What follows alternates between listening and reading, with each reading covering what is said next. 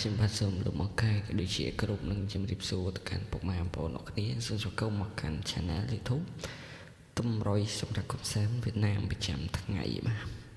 ហើយពុកម៉ែបងប្អូនដែលបានអរឃើញវីដេអូនេះហើយជួយ like ជួយ share ម្នាក់មួយម្នាក់ពីរពុកម៉ែបងប្អូនអរគ្នាបាទ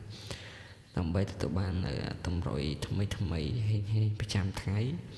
ពីខាង Channel YouTube របស់ admin ចឹងពុកម៉ែបងប្អូនអរគ្នាបាទជួយ like ជួយ share ម្នាក់មួយទៅបងប្អូនអរគ្នាចាំដល់ពេលណាទៀតតោះ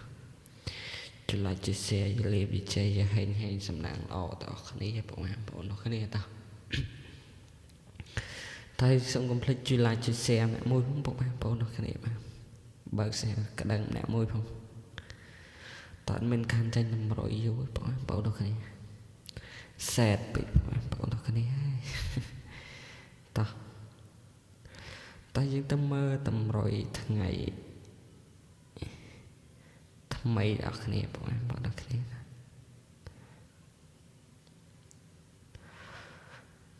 តោះយើងទៅមើលតម្រុយ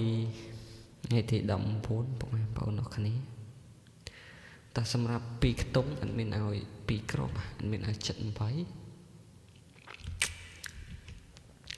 96បាទ